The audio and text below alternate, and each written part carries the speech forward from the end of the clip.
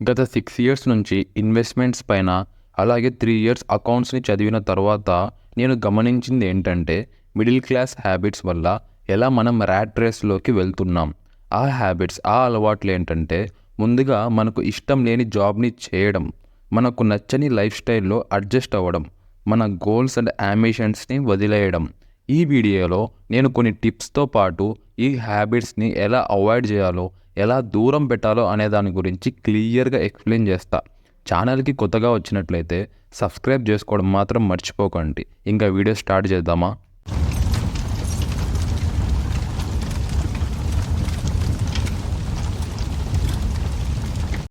The first habit is working for less than your worth. నీ వాల్యూకి తగిన పని చేయండి. జనాలు చేసే పెద్ద తప్పేంటో తెలుసా? గవర్నమెంట్ లేదా మీ బాస్ ఎంత అమౌంట్ ఇస్తే అదే అమౌంట్కి పని చేయడం.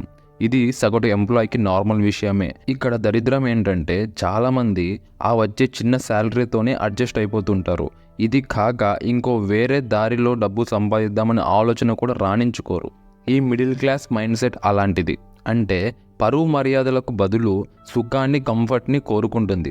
వీళ్ళకి తెలుసు ఈ డబ్బు సరిపోదు, ఎక్కువ శాలరీ పే చేసే జాబ్ కావాలి అని. కానీ వీళ్ళు మాత్రం ఈ కంపెనీలోనే ఉంటారు, ఎందుకంటే వీళ్ళకి ఇక్కడ కంఫర్ట్ దొరుకుతుంది కాబట్టి. The second habit is buying more than you afford. గమనిస్తే చాలామంది జనాలు ఏం చేస్తున్నారంటే ఒక మంచి ఫుల్ టైం జాబ్ వచ్చిన వెంటనే కొత్త వెహికల్స్ కొనడం, కార్లు కొనడం, ఇల్లులు కొనడం లాంటివి చేస్తున్నారు. ఎందుకంటే ఈ కారు మరియు ఇంటికి లోన్స్ ఇస్తారు కాబట్టి. సరే, ఇప్పుడు ఏమవుతుందంటే మీ స్థాయికి మించి మీరు ఏదైనా కొనడం వల్ల మీరు అప్పులు పాలయ్యే ఫైనాన్షియల్ స్ట్రగుల్స్ని ఫేస్ చేసే అవకాశం చాలా ఉంది. ఇలాంటి తప్పులు చేయకుండా మీ శాలరీని పోయి లోన్ ఈఎంఐలు కట్టి మీరు ఖాళీ జేబులతో మిగిలిపోయే బదులు మంచి ఫైనాన్స్ అకౌంటెంట్ని కన్సల్ట్ అయ్యి మీ శాలరీని ఏ విధంగా ఖర్చు చేయాలో, ఏ విధంగా ఇన్వెస్ట్ చేయాలో తెలుసుకోవడం చాలా మంచిది. The third habit is relying on one source of income.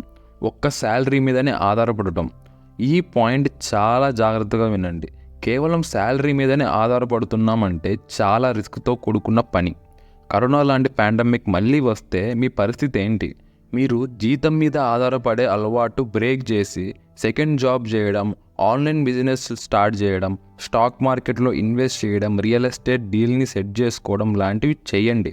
దీనివల్ల మీకు ఎక్స్ట్రా క్యాష్ జనరేట్ అవుతుంది.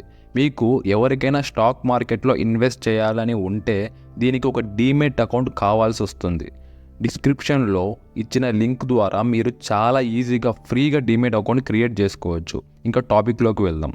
The fourth habit is ignoring the importance of saving for old age.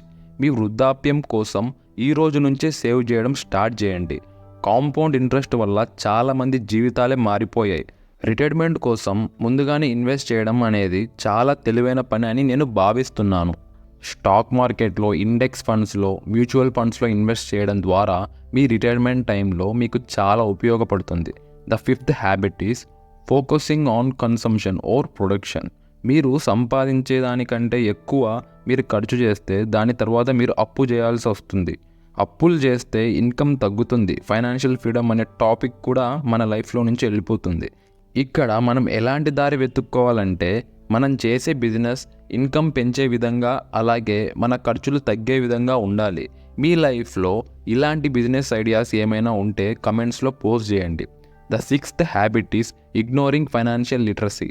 Financial literacy అనేది మీ జీవితంలో చాలా మెయిన్ రోల్ని పోషిస్తుంది. దీని ద్వారానే మనం ట్యాక్స్ రూల్స్ గురించి, ఇన్కమ్ మేనేజ్ చేయడం నుంచి ఖర్చు పెట్టే వరకు, దాంతోపాటు మీ దగ్గర ఉండే వస్తువులు కావచ్చు, ల్యాండ్ కావచ్చు, దాని వాల్యూ పెంచడం ఎలా అనే దాని గురించి చాలా విషయాలు ఫైనాన్షియల్ లిటరసీ ద్వారా తెలుస్తుంది. ఈ సబ్జెక్టు ఏ స్కూల్లో చెప్పరు, ఏ కాలేజీలో కూడా చెప్పరు. ఇది మనమే తెలుసుకోవాలి. ఈ తెలుసుకునే ప్రాసెస్లో నా వంతు హెల్ప్ నేను మీకు చేస్తాను అని మాట కూడా ఇస్తున్నాను. సో ఛానల్కి సబ్స్క్రైబ్ చేసి బెల్ ఐకాన్ క్లిక్ చేయడం ద్వారా ఫైనాన్షియల్ లిటరసీ పైన వచ్చే నెక్స్ట్ వీడియోలు మిస్ కాకుండా మీరు చూడొచ్చు. Finally the seventh habit is doing what everyone else is doing. వేరే వాళ్ళని ఇంప్రెస్ చేయడానికి డబ్బు ఖర్చు పెట్టడం, సొసైటీలో పేరు కోసం అనవసరమైన వస్తువులు కొనడం ద్వారా ఎండ్ ఆఫ్ ది డే నువ్వు ఖాళీ చేతులతో నిలబడతావు. ఈ అలవాటు చాలామందిని మిడిల్ క్లాస్ ట్రాప్లో తోసేస్తుంది. ఒక్కసారి ఈ ట్రాప్లో పడితే బయటికి రావడం చాలా కష్టం. ఇదొక నెవర్ ఎండింగ్ సైకిల్ లాంటిది. నీకు ఏం కావాలో తెలుసుకో. నువ్వు ఎలా నీ జీవితాన్ని గడపాలనుకుంటున్నావో, నీ జీవితాన్ని ఎలా నువ్వు బ్రతకాలనుకుంటున్నావో అనేది తెలుసుకుంటే చాలు. గుర్తుపెట్టుకో, నీ ఫైనాన్షియల్ డెసిషన్స్ని తీసుకునే టైంలో వేరే వాళ్ళ ఒపీనియన్ అస్సలు పట్టించుకోవద్దు. That's brings you down. నేను చెప్పిన ఈ టిప్స్ అండ్ థాట్స్ ఈ అలవాట్ల నుండి దూరం చేసి మీరు మ్యాట్రిక్స్ నుండి బయటకు తేవాలని నేను కోరుకుంటున్నాను. Thanks for watching. ఇంకా మన ఛానల్లో చాలా వీడియోస్ ఉన్నాయి, ఒక్కసారి అవి కూడా చెక్అవుట్ చేయండి. మళ్ళీ నెక్స్ట్ వీడియోలో కలుద్దాం.